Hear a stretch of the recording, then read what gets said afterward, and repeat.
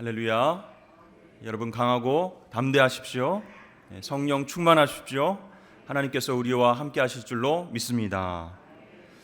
오늘 본문 첫 번째 말씀을 보면 그들이 묻되 우리가 어떻게 하여야 하나님의 일을 하오리까 이렇게 질문을 했어요. 우리 산성교회와 또 목회를 감당하는 저와 또 교육자들과 우리 성도들이 하나님 앞에 동일하게 묻고 있는 질문과 같다라는 생각을 했습니다. 어떻게 하여야 하나님의 일을 하겠습니까? 어떻게 하나님께서 감당하라 말씀하신 일들을 잘 감당할 수 있겠습니까? 이런 두려운 마음이 올라올 때가 있습니다. 코로나 이후 시대, 뉴노멀 시대에 과연 하나님께서 허락하신 사명들을 어떻게 감당해야 될 것인가? 하나님, 오늘도 우리에게 말씀하여 주옵소서. 하나님, 우리와 함께하여 주옵소서. 간절한 마음으로 기도하며 주야로 말씀을 묵상하며 하나님의 뜻을 분별하고 승리했던 여호수아처럼 우리에게도 하나님께서 말씀을 주시고 우리와 동행하여 주실 줄로 믿습니다. 그래서 2023년은 승리를 선포하면서 출발하는 한 해가 되어야 되겠다라는 생각을 하게 됩니다. 그래서 오늘 아침에는 전도와 선교의 사명, 하나님 이 과제를, 이 사명을 어떻게 감당하면 좋겠습니까? 오늘 말씀을 통해서 함께 나눠보기를 원합니다. 여러분 평소에 맛보지 못한 맛있는 음식을 여러분 먹었다고 생각을 해보십시오. 혼자 먹게 되면 어떤 생각을 하게 되십니까? 아 진짜 맛있다. 여기 너무너무 정말 감동을 주는 맛집이네. 기억해놨다가 다시 한번 와야지. 이런 생각을 하시겠죠. 혼자 너무 맛있게 먹어서 너무 감격스러워서 다음번에는 내가 또 와야지 이런 생각을 하십니까? 아니면 이렇게 기쁘고 정말 만족스러운 음식을 사랑하는 사람과 다시 한번 와서 먹어야 되겠다 이런 생각을 하십니까?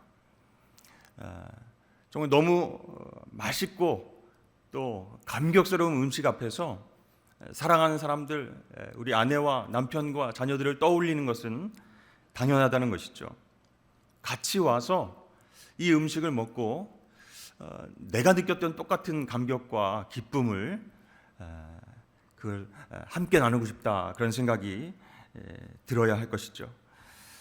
그런데 여러분 그런 생각이 나지 않고 계속 음식 생각만 나고 나중에 나만 혼자 와서 먹어야 되겠다 이런 생각을 하면 안 되겠죠. 반성을 하셔야 됩니다, 여러분. 오늘 본문 말씀에 예수님께서는 당신을 뭐라고 말씀하셨죠? 네, 생명의 떡이다 이렇게 말씀하셨습니다. 그러니까 생명의 떡을 먹는 사람은, 즉 예수님을 믿고 받아들이는 사람은 어떻게 된다고요? 네, 영원히 줄이지 않고 영원히 목마르지 않는다. 생명의 떡이신 예수님을 받아들이면, 한번 맛보면, 그분과 동행하면 영원히 줄이지 않고 목마르지 않는 만족감이 있다라는 것이에요. 우리가 맛있는 음식을 먹었을 때 사랑하는 사람들을 떠올리는 것처럼 생명의 떡이신 예수 그리스도를 우리 안에 받아들인다면 그 생명의 떡을 많은 사람들에게, 사랑하는 이웃들에게 전해야 된다는 것이죠.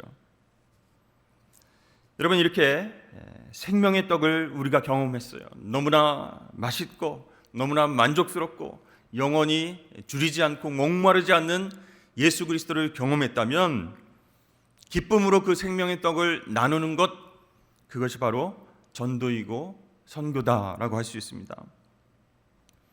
옛날에는요, 우리 동네에, 우리 옆집에 새롭게 이사 오는 그런 가정이 있으면 떡을 돌렸습니다. 그래서 모르는 사이인데 서로 이사 왔습니다 하면서 띵동 벨을 누르고 떡을, 시루떡을 또 여러 가지 맛있는 떡을 이렇게 나누어 주셨어요. 그래서 처음 보지만 이게 바로 이웃의 정이구나라는 것을 느끼게 했습니다. 그래서 그 떡이 매개체가 돼서 잘 부탁드립니다. 네, 감사합니다. 이렇게 서로 인사하는, 그리고 또 서로 교제할 수 있는 그런 기회가 되었던 훈훈한 기억이 있습니다. 근데 여러분 요즘은 이사 왔다고 떡을 돌리나요? 네, 언제 이사 왔는지, 언제 이사 가는지 아무도 모릅니다. 그래서 떡을 돌리는 일도 별로 없는 것 같아요. 이사 온 지 뭐 1년, 2년, 뭐 5년 이렇게 됐는데도 한 번도 그 옆집에 사는 분들의 얼굴을 보지 못한 적도 있습니다. 좀 이렇게 옛날과 비교해서 보면은 삭막한 그런 환경 속에서 우리가 살아가고 있지 않나 이런 생각을 하게 되는 것이죠. 근데 이해는 할 수 있습니다. 서로 바빠서 만나는 것도 힘들고 또 언제 이사 갈지 또 언제 이사 올지 모르는 상황에서 그렇게 인사를 하는 게 괜찮을까, 피해를 주지 않을까 그런 생각도 하게 된다는 것이죠. 괜히 아는 척하고 인사를 했는데 뭐 폐를 끼치게 되는 것이 아닐까 그런 생각 때문에 예전처럼 그렇게 정을 나누는 것이 쉽지 않을 수 있습니다. 근데 여러분, 이렇게 현대사회의 바쁨과 또 개인적인 성향이 중시되는 이 사회 속에서 새로운 만남, 그것까지도 제한되는 것이 참 안타깝다라는 생각이 듭니다. 이 교회도 마찬가지죠. 기존에 있는 성도들도 우리가 잘 모르는데 옛날에 100명, 200명, 뭐 500명 그 정도는 정말 가족과 같은 그런 관계 속에서 서로가 서로를 다 알고 신방하고 교제하고 밥을 같이 나눠 먹고 이랬는데 조금씩 교회가 사이즈가 커지고 성도들이 많아지니까 누구지? 우리 교회 성도 맞아? 언제 우리 교회 왔지? 뭐 이런 분들도 많이 보이게 되는 것이죠. 그래서 기존 성도들도 우리가 잘 알지 못하는데 교회에서는 어떻게 얘기합니까? 봄과 가을 시즌이 되면 이제 날씨가 좋아졌습니다. 또 우리가 활동하기 좋아졌습니다. 새 가족을 데려옵시다. 한번 전도 한번 해봅시다. 이렇게 새생명 축제도 하고 총동원 주일도 선포하고 이렇게 교회에서는 지금의 성도들도 잘 모르는데 새 가족을 그렇게 데려오라, 전도하라 이렇게 얘기를 한다는 것이죠. 사실 이 생명의 떡 예수 그리스도를 나누고 영원한 삶 그 가운데로 초대하는 일이 정말로 중요한 것은 우리가 다 알고 있습니다. 그런데요, 이 떡을 나누는 방법이 너무 어렵다 그런 생각이 드는 거예요. 생명의 떡이신 예수 그리스도에 대해서 우리가 성경적으로 신학적으로 잘 알아야 될 것 같고 전도의 어떤 프로세스대로 어떤 과정대로 이렇게 말을 잘해야 내가 전도할 수 있지 않을까. 그렇지 않으면 오히려 내가 상처를 받아서 주눅 들고 신앙생활 하는데 정말 힘들지 않을까. 그런 두려움이 앞서게 되는 것도 사실입니다. 그래서 전도하면 힘들다, 새생명 축제 하면 어렵다, 나가서 우리 영혼들을 위해서 기도하고 데려옵시다 하면 나는 아니겠지, 이런 생각들을 우리가 보통 갖게 되는 것이요. 그래서 친했던 친구와의 관계도 깨뜨리는 것이 바로 이 전도다, 그런 생각을 갖고 있어요. 우리 교회에서 초청 행사가 있어, 그러니까 한번 와봐 이렇게 했는데 갑자기 이제 친한 친구가, 친한 동료가 얘기하는 거예요. 너 진짜 교회 다니냐? 나는 새까맣게 알지도 못했다. 너 진짜 교회 다니는 성도였냐? 이렇게 물어보고 그렇다고 하면은 네가 어떻게 그럴 수 있냐 하면서 싸움으로 번지는 일들까지 생기게 되는 것이죠. 또 동료들에게, 이웃들에게, 지인에게 용기를 내서 그래, 내가 크리스찬인데 내가 갖고 있는 복음을, 생명의 떡이신 예수님을 전해야지, 이렇게 용기를 내서 교회에 초청을 하면 오히려 욕을 먹거나 아니면 관계가 깨지거나 서로 감정적으로 부딪히거나, 내가 안 온다고 했는데 왜 억지로 나를 끌고 와서 나를 좀 힘들게 하느냐, 내가 그냥 잠깐만 앉았다 간다고 했는데 왜 교회 사람들을 소개해주고 인사시키고 밥을 먹자고 하느냐, 뭐 아주 작은 부분에서부터 부딪히고 싸운 그런 일들이 있어요. 마귀 사탄이 가장 싫어하는 것이 하나님을 알지 못하는 영혼들이 교회에 와서 하나님의 말씀을 듣고 찬양을 하고 기도하는 것 제일 싫어합니다. 그래서 어떻게든 감정의 골을 깊게 만들어가지고 전도한 사람, 인도한 사람과 싸우게 만들고 말이죠.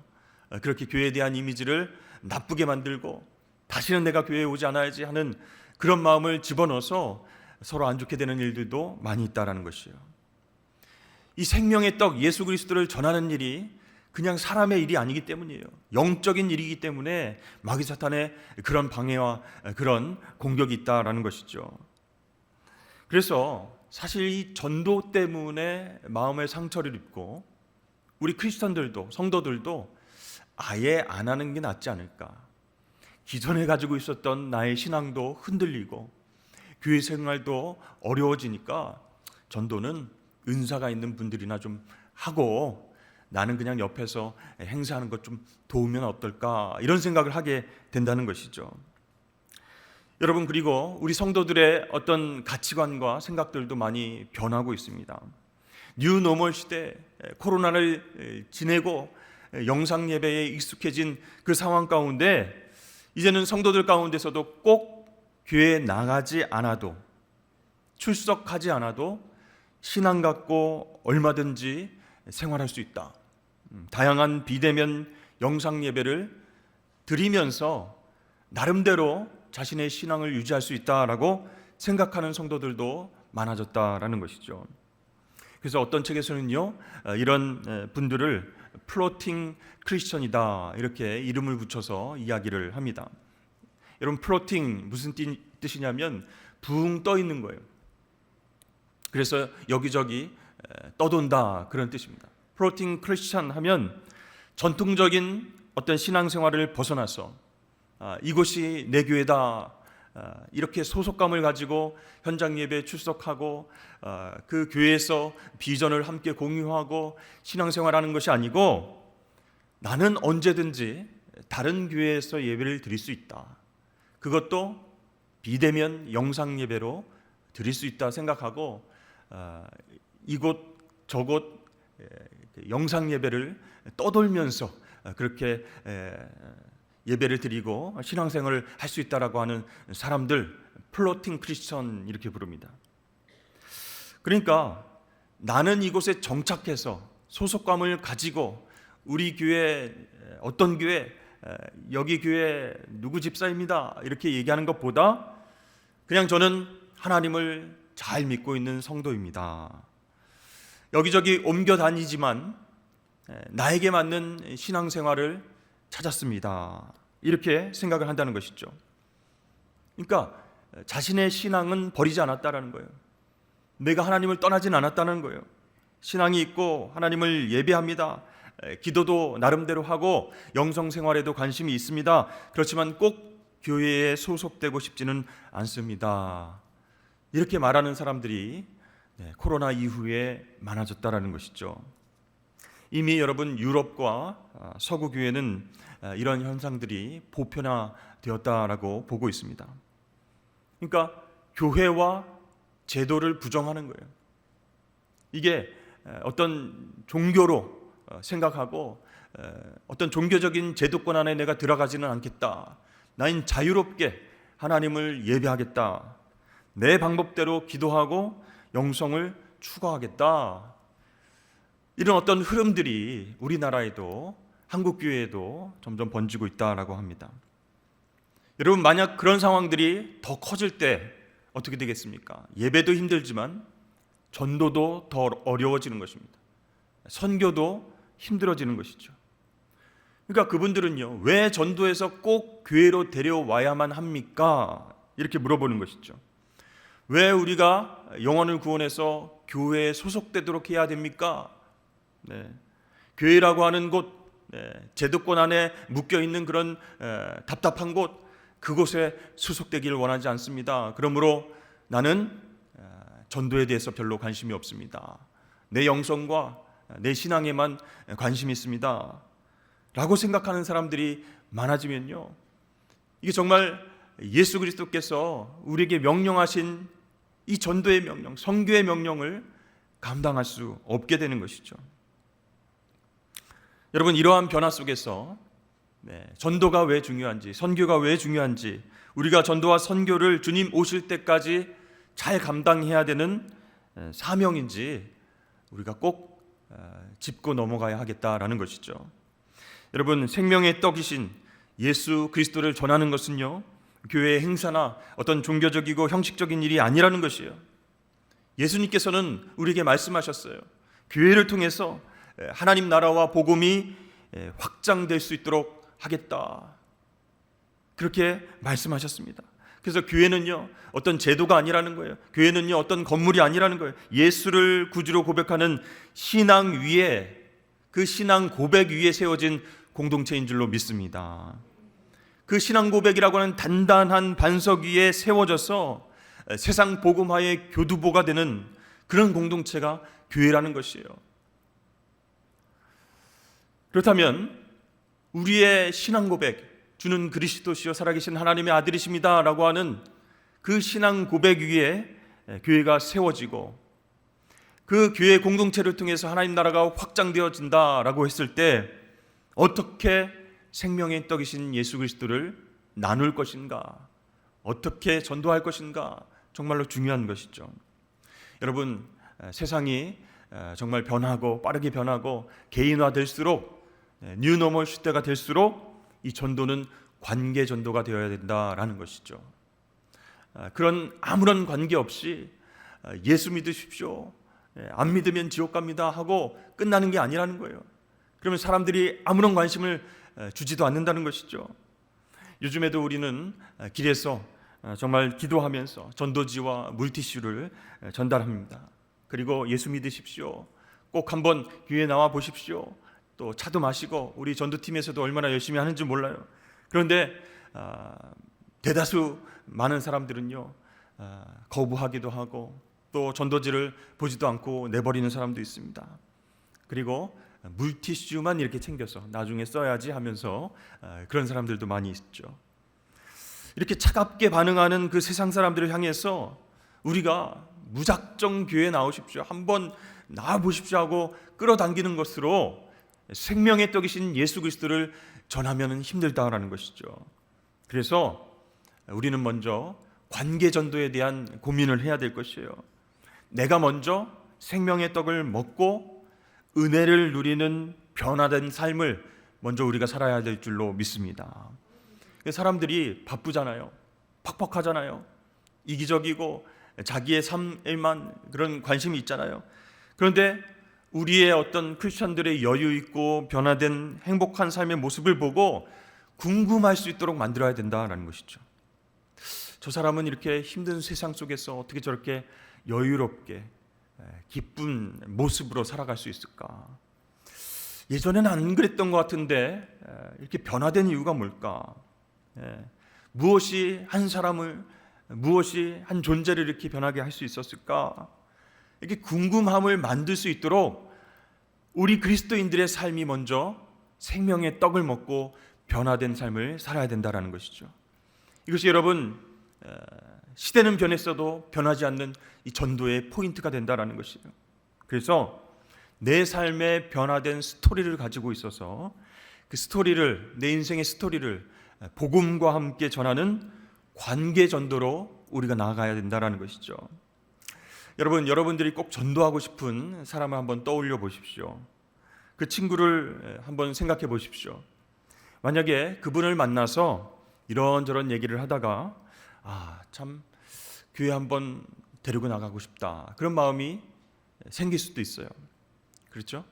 하나님께서 긍휼히 여기는 마음을 주실 때 그 친구분이, 그 지인이 뭐 잘 살고 잘 나가고 성공하고 그것 때문에 부러운 마음이 아니라 예수님 알지 못해서 정말 힘든 삶을 살고 있구나, 이런 긍휼의 마음을 주시면 내가 전도해야지, 교회 데리고 나와야지, 이런 마음을 강하게 주실 때가 있어요. 자, 그럴 때, 이때가 중요합니다. 친구야, 한번 교회 나가보자, 너무 좋다, 이렇게 말하는 것이랑, 또 여러분, 친구야, 너도 알다시피 내가 예수 믿기 전에 어떻게 살았는지 너도 잘 알고 있잖아.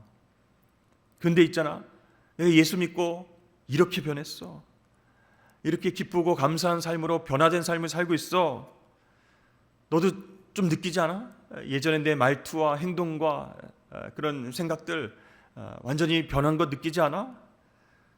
이렇게 말하는 것과 여러분, 어떤 것이 그 친구의 마음을 움직이겠습니까?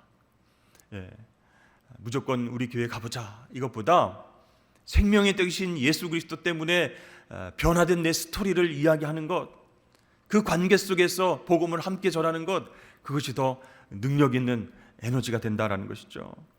오늘 예수님께서 32절에 이렇게 말씀하셨습니다. 32절 한번 보여주시죠. 함께 읽겠습니다. 시작. 예수께서 이르시되 내가 진실로 진실로 너에게 이르노니 모세가 너에게 하늘로부터 떡을 준 것이 아니라 내 아버지께서 너에게 하늘로부터 참떡을 주시나니.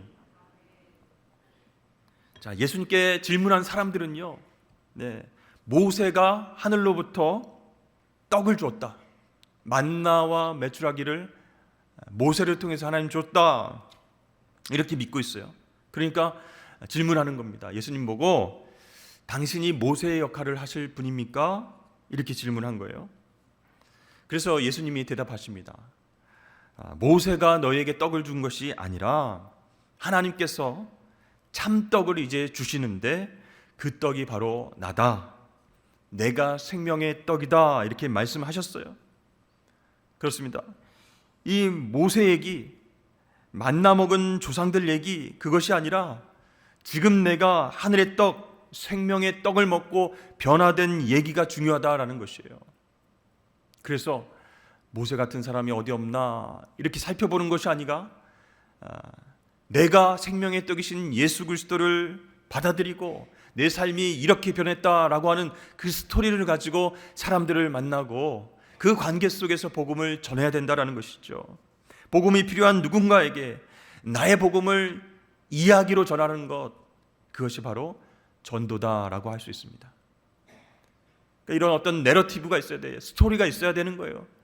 아무런 그런 것 없이 교회 나와 봐, 한번 경험해 봐, 물론 이제 와보라 이렇게 초청하는 것도 중요하지만 이제 뉴노멀 시대에 변화된 세상 속에서는 내가 교회랑 무슨 상관이 있는데, 내가 크리스천들과 왜 함께 예배를 드려야 되는데, 이런 생각으로 정말 마음이 굳어진 사람들이 많이 있다는 것이죠.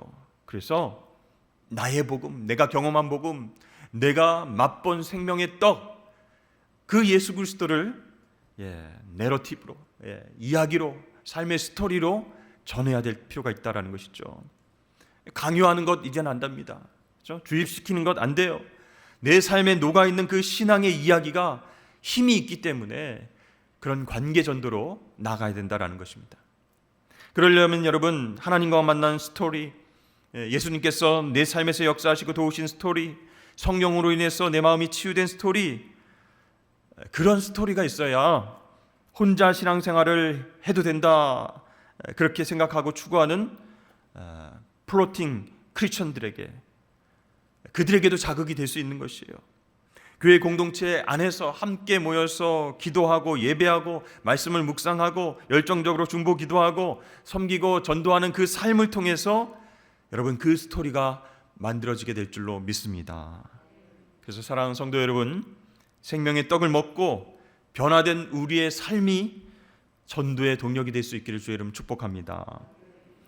또한 우리 산성교회는요, 선교적 교회를 추구하고 있어요.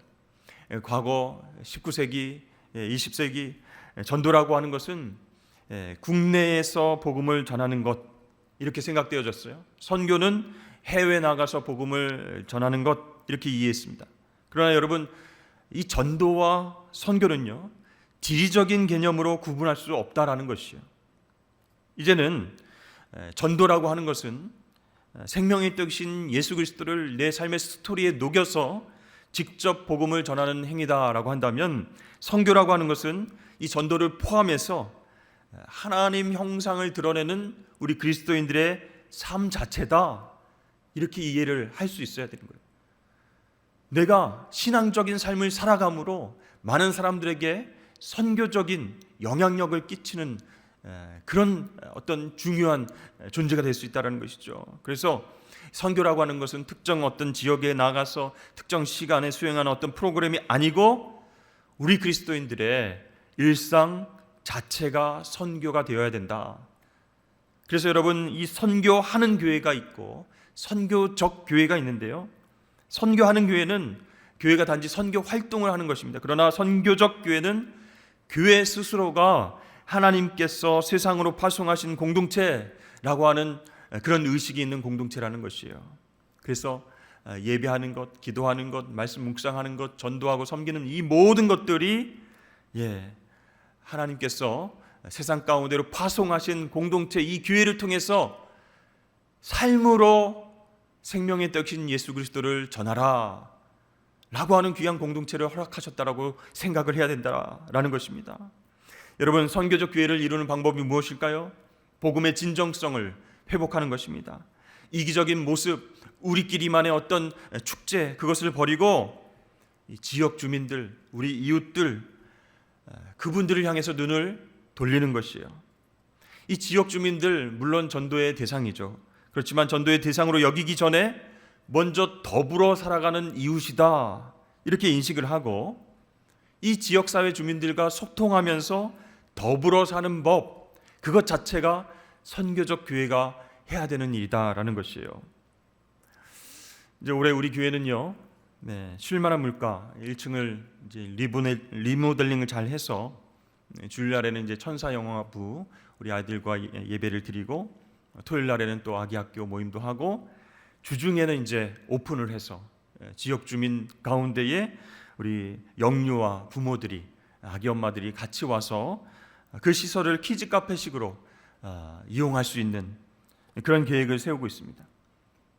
그러니까 꼭 전도하기 위해서 우리가 이런 계획을 세웠다라기보다는 지역 주민, 지역에 있는 사람들과 함께 공유하며 삶을 나누겠다, 그런 마음으로 그렇게 우리가 준비를 해 나가야 될 것입니다. 또 우리 파송 선교사님, 협력 선교사님들 계신데 원텐텐 후원자들과 개인 후원자들만 연결하는 것이 아니고 확장해서 우리 교회에 있는 소그룹과 연결을 하겠습니다. 그래서 모일 때마다 그 선교사님들의 어떤 선교 편지도 함께 읽고 기도 제목을 가지고 함께 기도하도록 그렇게 할 것입니다.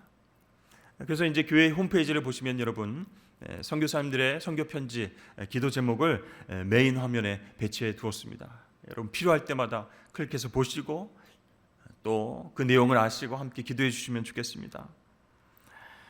이렇게 후원자들만 관심을 갖고 기도하는 것이 아니고 소그룹별로 선교사님들을 지정해서 같이 기도할 수 있도록 연결해 드린다면 더 구체적인 비전을 품고 우리가 함께 선교적 삶을 살 수 있지 않을까, 이런 생각을 하는 것이죠. 그리고 우리 교회 다음 세대들, 또 내일 우리가 말씀을 함께 나눌 텐데요, 우리 청소년들도 방학 시간을 이용해서 비전 트립을 가도록 할 것입니다. 그래서 우리가 기도만 하고 이곳에서 선교사님을 도와주세요 라고 하는 것보다 현지 선교사님과 사역들을 직접 경험하고 우리 자녀들이 하나님 나라의 꿈을 꾸고 그렇게 기도할 수 있도록 할 것이에요. 중학생, 고등학생, 우리 청년들 각 부서에서 단기 선교로 비전 트립을 다녀오도록 하면 좋겠다 생각하고 있어요. 또 우리 자녀들뿐만 아니라 우리 교회 성도들도 올 한 해 비전 트립 단기 선교에 100명 이상 다녀오면 좋겠습니다. 우리가 해외여행은 언제 갈까 이렇게 계획을 오래전부터 세우고 있지만 정작 우리가 선교의 현장과 복음이 절실한 곳에 다녀오는 것은 생각하지 못할 때가 많이 있어요. 그 현장 속에서 하나님께서 어떻게 아름답게 역사하시는지, 정말 예수 생명의 떡을 어떻게 전하고 하나님의 역사가 어떻게 부흥으로 나타나는지를 직접 눈으로 목격한다면 우리의 마음이 더 뜨거워지게 될 것입니다. 이렇게 선교 현장에서 보고 배운 것을 그것으로 그치는 것이 아니라 샌더 스쿨이라고 하는 과정을 개설할 것이에요. 샌더라고 하면 보내는 사람이라는 것이죠. 보내고 섬기는 역할을 하는 사람들입니다. 내가 선교사로 직접 나가지 못한다면 어떻게 보내고 어떻게 나는 선교적 삶을 살 수 있을까 교육하고 안내하는 과정을 마련하겠습니다. 그래서 샌더로서의 부르심도 얼마나 귀중한지, 그런데 그냥 물질만 보내고 잠깐 생각날 때 기도하는 그 정도가 아니라 샌더의 어떤 정체성이 있는 것이에요. 어떤 마음으로 그 선교사님들을 위해서 기도하고 어떻게 기도할지 그것을 배우고 정체성을 확인하는 시간을 갖도록 하겠습니다. 또 여러분, 우리 교회는요, 새해 첫 주에 원텐텐 국내 선교 헌금을 작정하는 시간이 있는데 올해 새해 첫 주일에는요, 우리 송구영신 예배가 그 전날이어서 일부 예배가 없었어요. 그래서 이번 주일 예배 때 1, 2, 3, 4부 예배 때 새로운 마음으로 작정하고 후원하는 시간을 갖도록 하겠습니다. 이렇게 어려운 시대에, 뉴노멀 시대에 생명의 떡이신 예수 그리스도를 어떻게 전할 것인가, 어떻게 선교적 삶을 살 것인가, 올 한 해 하나님께서 주시는 비전을 따라서 그렇게 기도하면서, 그렇게 집중하면서 하나님이 기뻐하시는 삶을 살아가시는 저와 여러분 되시길 주의 이름으로 축복합니다.